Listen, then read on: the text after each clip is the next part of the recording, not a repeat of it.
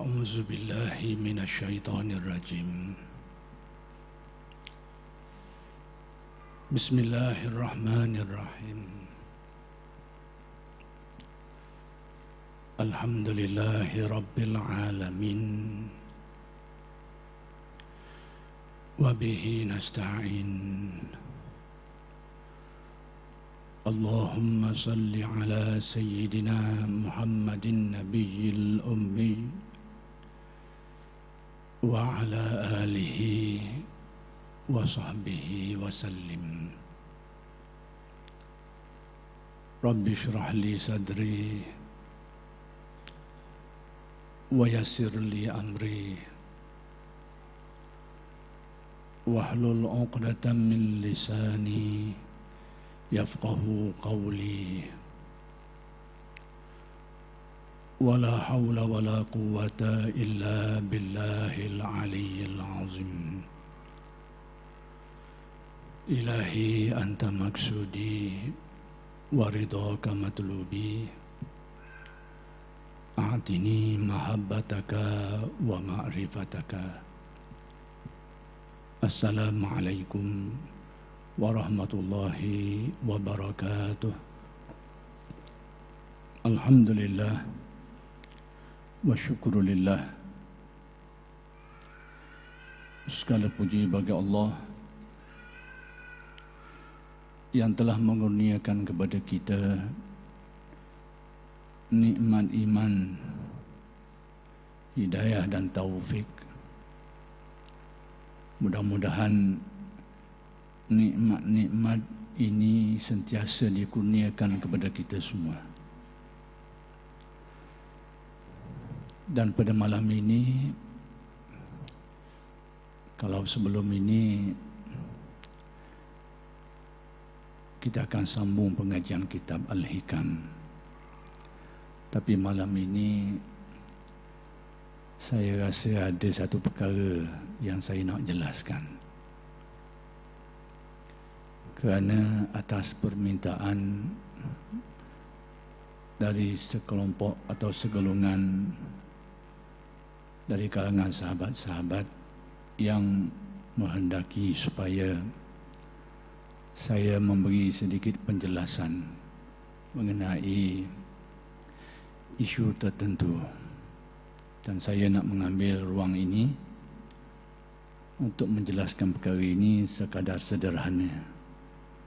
Mudah-mudahan dapat memberi kefahaman kepada kita semua dan dapat menyelesaikan persoalan sekiranya timbul.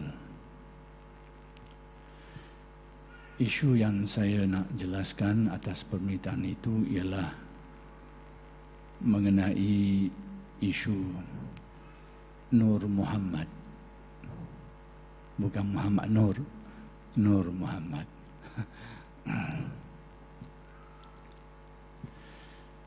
Jadi isu ini isu yang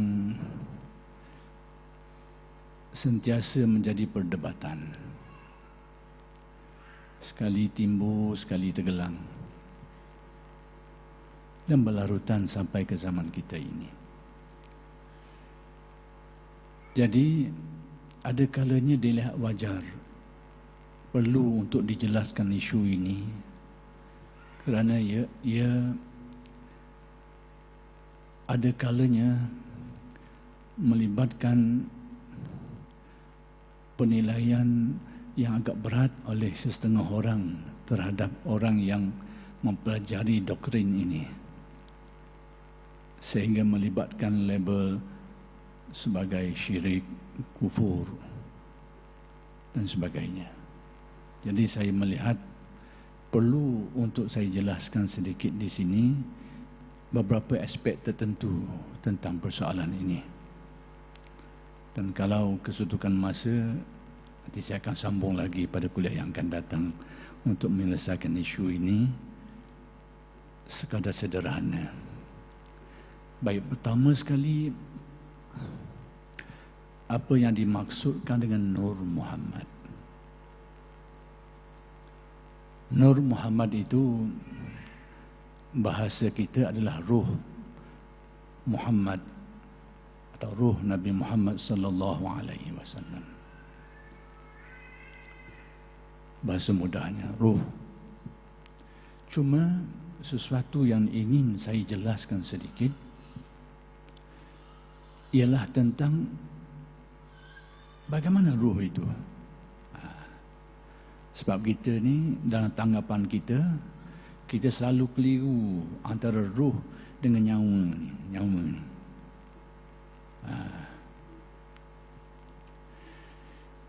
Cukup dalam hal ini saya ingin nyatakan bahawa ruh itu adalah satu rahsia ketuhanan. Bila sebut rahsia, kita tak dapat tahu dengan baik secara umumnya tentang hakikat benda tu. Tentang hakikat benda tu.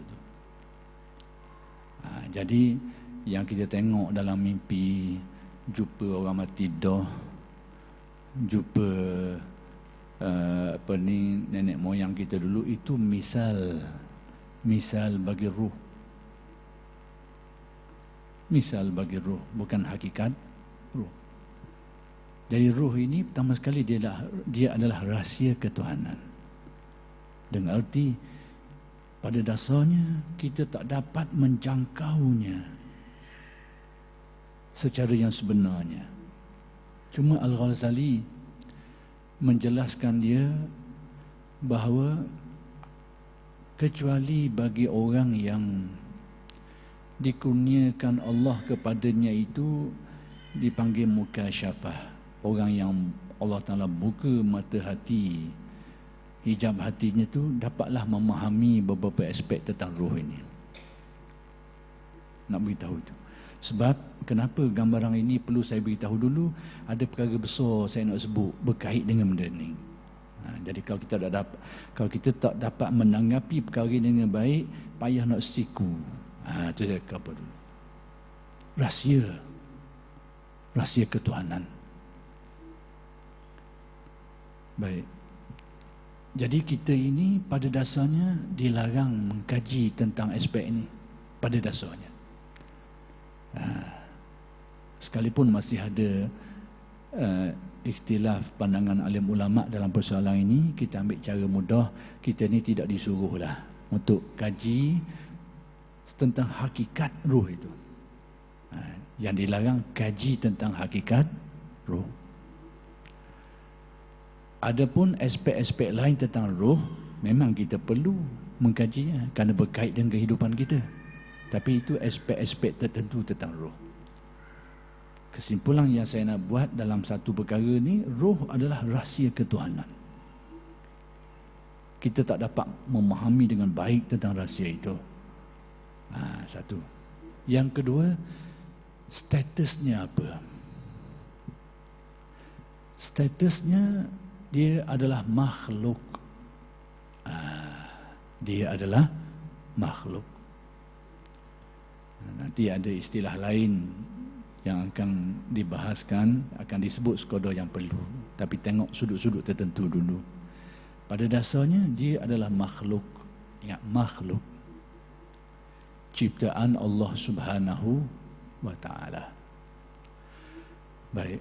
Persoalan sekarang, Nur Muhammad ini yang kita sebut secara mudah ini sebagai ruh An-Nur Al-Muhammadi ini atau ruh Nabi Muhammad sallallahu alaihi wasallam ini, menurut fahaman ahli tasawuf dan yang sependapat atau sejalan dengannya, adalah merupakan makhluk pertama yang diciptakan oleh Tuhan. Makhluk pertama yang diciptakan oleh Tuhan. Berkenaan dengan dalil, nanti saya akan kemudiankan sikit, kerana ada banyak perkara yang perlu saya jelaskan berkait dengan dalil-dalil dalam riwayat berkait dengan yang berkait dengan isu ini. Ada dalam riwayat Al-Imam Bukhari, ada dalam Abu Daud, ada dalam Tirmizi, ada Ibn Hibban. Nanti saya akan jelas tentang pendalilan berkait dengan isu ini, berkait. Saya perlukan masa yang lain yang itu. Cuma saya nak beritahu bahawa dia adalah makhluk yang terawal. makhluk yang terawal yang diciptakan oleh Tuhan. Yang daripadanya lah Allah menciptakan makhluk-makhluk yang lain. Daripadanya lah Allah menciptakan makhluk-makhluk yang lain. Ini aspek-aspek, poin-poin yang saya sebut ni akan saya huraikan. Cuma sebut lambung dulu biar nampak benda isi-isi itu. Jadi itulah yang dipegang, difahami.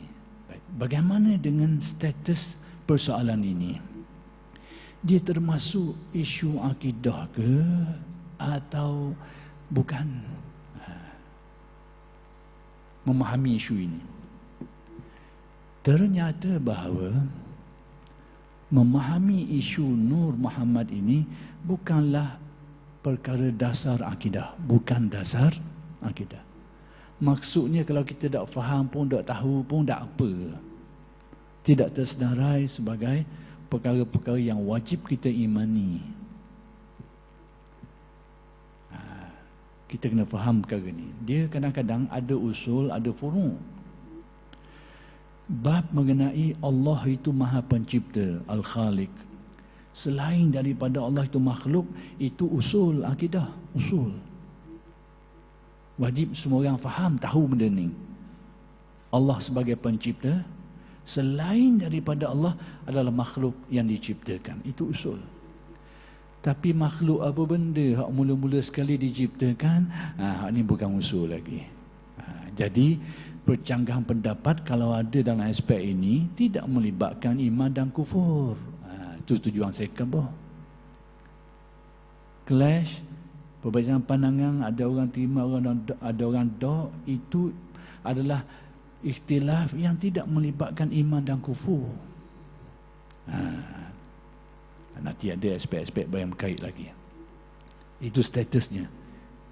Sama jugalah kepercayaan kita kepada kewujudan Allah itu dasar iman, usul. Dasar keimanan kita, asas keimanan kita. Tapi bahasan sama ada wujud itu dengan zat Tuhan atau wujud Tuhan ni sama ke lain ke, itu bukan usul lagi dah. Bahasan tentang perkara itu tu. Wujud Tuhan ni sama tak dengan zat Tuhan, zat Tuhan ni sama ke lain dengan wujud Tuhan. Itu dibahaskan ulama, tapi orang tak tahu pun tak apa benda tu, tak mengaji pun tak apa. Tapi tentang kewujudan Tuhan dan dalil yang mengisbatkannya, itu wajib, itu usul. Nak beritahu bahawa dari aspek usul kadang-kadang cabang daripadanya ada furu'. Saya kabur ni supaya apa yang saya bahaskan tadi nanti adalah masalah khilaf yang tidak melibatkan iman dan kufur. Itu tujuan saya kabur. Sebab kita hari ni capur tukar bimbo habis, capur belaka. Jadi bila capur tukar bimbo, mula baharambang sikit lah dari segi membuat penilaiannya. Sama juga dengan keyakinan kita Allah Maha Kuasa. Itu adalah dasar keimanan kita, usul, dasar keimanan. Tapi Allah Ta'ala tu berkuasa dengan apa? Dengan sifat atau dengan zat? Ini jadi khilaf antara ahli sunnah dengan Mu'tazilah. Orang tak tahu pun tak apa masalah tu. Tapi yang penting dia yakin Allah itu Maha Kuasa, bersifat kuasa. Itu usul. Tapi bahasan ni zat sama dengan sifat, sifat sama dengan zat dok, itu bukan usul lagi. Kalau orang ramai belajar pun tidur situ je. Tidur. Saya yakin kalau ulah isu tu separuh ni tidur. Zat sama ke sifat ke dok sama. Tidur. Balik awal. Sama juga keyakinan tentang hari kiamat. Ini saya mengulas ni supaya tahu aspek usul dan aspek furu'. Tentang keyakinan terhadap hari kiamat, itu usul, dasar keyakinan, wajib. Tapi alamat-alamat dia itu ada yang menjadi kewajipan kita tahu, ada yang tidak menjadi kewajipan. Antaranya tentang kelahiran Imam Mahdi itu bukan masalah wajib difahami, dipelajari, diketahui oleh semua orang. Orang yang belajar, tahu dalil dan kekuatan dalil, dia kena peganglah. Orang yang tak belajar ni, tak tahu, tidak wajib pergi mengaji bab Imam Mahdi. Tidak menjadi kewajipan dia. Jadi, itu adalah bukan usul lagi. Tapi, kiamat dan tanda-tandanya itu adalah usul. Tapi tanda antara tandanya tentang Imam Mahdi itu bukan usul akidah. Jadi kalau ada orang terima orang dok, tidak melibatkan iman dan kufur. Tidak melibatkan, biar kita faham. Celah-celah tu ada furuk dia. Di sebalik usul ni, cabang dia tu ada cabang. Ada cabang dia tu. Kalau ikhtilaf dalam masalah usul ni, itu memang melibatkan iman dan kufur lah. Ada ke tak kiamat ni? Ada kata ada kata ada. Itu tak boleh. Itu tak boleh khilaf situ tu. Allah Ta'ala berkuasa ke tak ni? Ke tak kuasa? Tak boleh. Baik. Selesai. Isu ini, isu furuk akidah. Bukan usul akidah. Jadi tidak melibatkan iman dan kufur. Baik. Sekarang, seperti yang saya sebut tadi, tentang pendalilannya itu saya kemudiankan sikit. Dalam keyakinan orang-orang yang mempelajari benda ni dan mempercayainya, bahawa mereka meyakini berdasarkan dalil yang akan saya kupas, dan saya rasa mungkin tak dan kali inilah dalil-dalil, kerana agak banyak benda yang saya kena ulas situ tu, bahawa dia adalah makhluk pertama yang diciptakan Allah. Lebih-lebih lagi ada qil wal qal, ada pendapat kata lain sikit. Nanti saya akan ulas nanti bab dalilnya.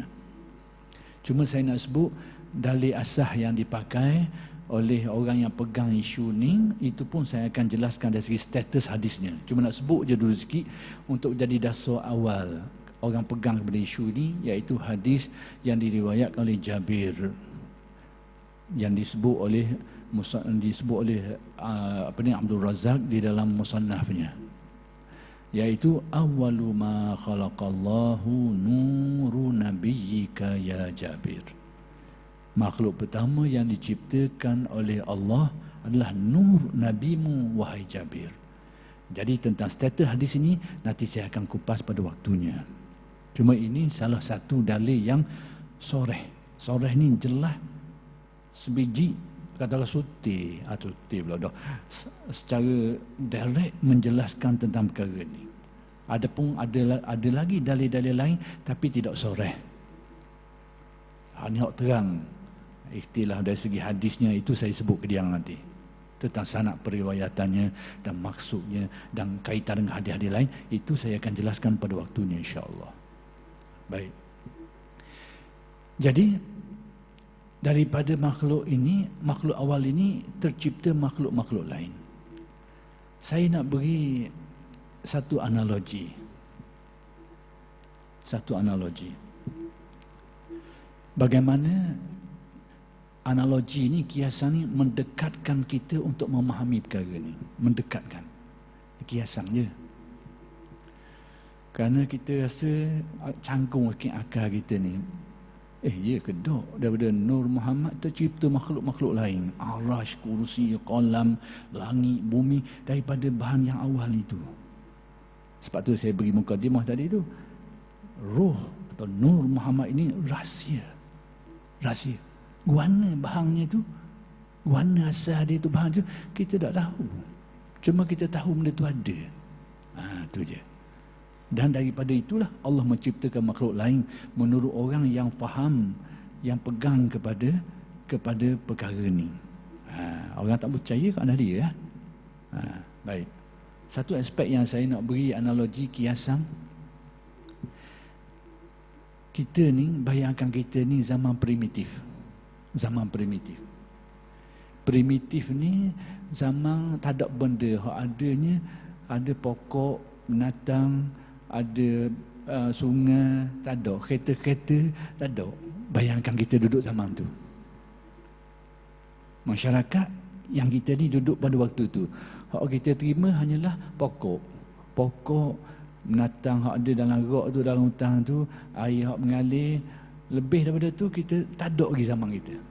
Kemudian ada segolongan orang mari tempat kita ni bawa kereta. Bawa kereta canggih pula tu. Kalau dok canggih pun tak apa, kereta biasa pun tak apa, dah sagar pun tak apalah, sagar sudahlah. Mari bawa kereta sagar. Kabur kita. Mamat, mu tahu tak ni? Aku bawa ni. Ni mari dari tanah belaka ni. Pada waktu fikiran kita primitif tu, mati duk mula tak percaya. Kereta dengan begitu keadaannya cermin, dengan bersihnya, dengan tayarnya, mari daripada tanah mu pijak ni. Tak boleh pakai. Tak boleh pakai. Pada waktu kita primitif, tak ada nak mikir. Tapi hari ni, kalau orang kabur kita boleh terima tak hari ni? Boleh terima. Usul sesa. Terang usul sesa tengok. Tayar mari mana? Ketok. Kau ketok. Mari mana kau ketok? Tanah. Cermin. Mari mana? Usul-usul tanah. Besi. Usul. Mari mana? Tanah. Cek serba-serbi dalam tu ada tu. Mari dari tanah belaka. Tinggal lagi perlu kepada proses. Maka seperti itulah menurut faham ini Allah menjadikan makhluk pertama namanya Nur Muhammad, dan daripada makhluk itulah diciptakan makhluk yang lain berdasarkan orang yang percaya kepada keyakinan ini. Tak mau percaya sudahlah, tu je. Nak pakai tak mau sudah. Cuma saya akan jelaskan nanti orang yang percaya ni dia ambil mana dogma ni, dia ambil mana satu kepercayaan ni. Itu yang akan saya jelaskan, dan itulah yang lebih penting. Baik. Jadi kita pada waktu tu payah kita nak terima. Sama juga hari ni. Kita nak tak nak memang percaya. Kita ni asal daripada seorang je. Kita hari ni mari dari seorang. Mari dari seorang tu. Kita dah nak tolak benda tu. Sebab depan mata kita. Kisnya nampak depan mata. Kita tak mari dari batang kayu. Tak mari daripada buluh betung. Tu cerita buluh betung tu dah yang bakar sangat. Atau anak buluh betung tu cerita wallahualam jauh mana betul. Tapi nak kaburnya tak mari dari batang kayu, tak mari daripada batu, tak mari daripada sungai, tak. Mari daripada orang. Dan kita tahu orang ni akhir kali dari seorang. Mula-mula sekali Adam alaihissalam. Tu kita dah nak tolong. Tapi berlainan kita Nabi Adam. Tapi pucanya mari dari yang satu. Kita boleh terima waktu. Maka samalah. Itu tamsilan saya untuk mendekatkan. Baik, satu isu. Antara isu yang berkait, saya nak kait isu dulu. Tak apalah. Bahawa orang yang percaya kepada keyakinan Nur Muhammad ini, dan mereka menyatakan itu adalah makhluk yang pertama diciptakan oleh Tuhan bila wasitah, diciptakan langsung. Yang lain itu tercipta dengan proses-proses. Daripada bahan itulah, daripada makhluk pertama itu dicipta yang lain, menurut orang yang pegang fahaman ni. Sebab tu saya kata tak percaya pun tak apalah, tidak melibatkan akidah. Orang yang percaya ni apa dalilnya? Itu saya terang kemudian. Baik. Cuma ada segolongan orang yang memberikan tafsiran dan kefahaman bahawa apa yang dipegang dalam tasawuf ini tidak seperti yang saya sebut tadi itu. Iaitu dia kata Nur Muhammad ini adalah sejuzuk dari Tuhan. Ahli tasawuf pegang Nur Muhammad ni sejuzuk dari Tuhan, ataupun memang dia Tuhan lah. Ada orang buat menjelaskan seperti itu. Sedangkan yang dipegang dan disebut dalam kitab-kitab tasawuf tidak seperti itu. Persoalannya, kenapa jadi gitu? Itu kita kena tanya. Kenapa tu perlu kita jelas ni? Sebab apa jadi gitu? Pertama sekali, antara sebabnya ialah kadang-kadang setengah orang tu dah ada persepsi negatif dah terhadap tasawuf. Dia kata apalah. Macam kita kau pakai cermin mata hitam dah. Mari gambar benda memang gelap belaka, memang cermin mata tu hitam dah. Nak kata apa? Marilah, rupa siapa dia. Orang putih ke, Cina ke, memang gelap. Sebab cermin memang hitam dah. Maksudnya, dia sudah ada persepsi negatif dah. Satu sebab. Saya akan terangkan dengan contoh. Yang kedua, antara sebab-sebabnya, iaitu dia membaca kitab-kitab tasawuf ni, yang menyebut tentang perkara ni, dia baca kitab dalam keadaan tak ada fikrah awal. Ahli-ahli tasawuf dulu mengaji kitab, setelah belajar dengan Tok Guru kan bodoh, bendanya gini, kaedahnya gini. Bila membaca kitab, jangan lari ni kaedah ni. Ada dah tu fikrah awal tu. Jadi baca kitab mana-mana pun, ayat salah ke, ayat terbabah ke, kita boleh cam lah. Sebab fikrah tu ada dah. Ni antara sebab salah faham ni, dia tak ada fikrah tu. Semata-mata atas buku tu. Kalau salah cetak kau, habis. Ataupun ayat dakwa faham molek kau, habis cerita. Ayat tu khabar. Orang Melayu ni kadang-kadang setengah kitab ahli tasawuf ni guna banyak bahasa kiasan, bahasa majaz. Tapi kita jenis betul-betul kena. Orang mari rumah kita, khabar, aku mari ni nak petik bunga. Kita ni betul-betul pergi kerak habis bunga depan rumah tu. Mau nak masa bunga ni, aku nak beri ni. Orang mari tu guna khabar nak petik bunga tu, nak mari Minang. Tapi kawan ni betul-betul pergi kutik habis bunga-bunga ada tepi rumah tu. Orang nak benda lain, tapi bahasa tu bahasa. Jadi nak kabarnya, orang yang tak ada fikrah awal, dia baca kitab tasawuf, ni puca juga ni. Jadi puca. Yang ketiga, iaitu cara memahami perkara ini secara potong-potong. Tahu potong-potong? Yang ambil sekerak-sekerak. Ambil bahagian ni copeng, bahagian ni copeng ni. Inilah antara punca kenapa timbulnya fikrah yang keliru dan salah dalam perkara ni. Itu punca dia. Itu punca dia. Lalu akhir sekali natijahnya apa? Maka daripada persepsi yang salah ni, sama ada sengaja ke tak sengaja, kalau sengaja tadilah persepsi negatif dah lah. Dulu lagi negatif dah. Ni tak sengaja ni, ya macam tak kita aja. Lepas tu selok ayat-ayat dia majazi ke tak majazi ke, istilah dan istilah ke, ikut akal dia belaka. Timbul persepsi keliru dan salah. Akhir sekali bawa ke natijah apa? Saya nak kamu natijahnya, iaitu mereka mengambil buat kesimpulan pegangan ini dalam tasawuf dengan erti, dengan makna pantheism. Apa pantheism? Iaitu bahasa hari ini, hak suhu hari ini, istilah wahdatul wujud dengan makna manusia itu Tuhan, Tuhan itu manusia. Manusia itu makhluk, Tuhan itu makhluk, makhluk itu Tuhan. Sama. Akhir sekali pergi situ, natijahnya. Bila sampai situ kok sesak. Akhir sekali sesak. Ni keliru. Baik, saya nak jelaskan ini. Tengok setakat mana dah masa lah. Saya nak jelaskan ini. Kenapa jadi persepsi semacam ini dan macam mana sebenarnya perkara ini. Jadi timbul keyakinan tadi. Istilah wahdatul wujud tu sendiri sebenarnya ahli tasawuf tak pakai.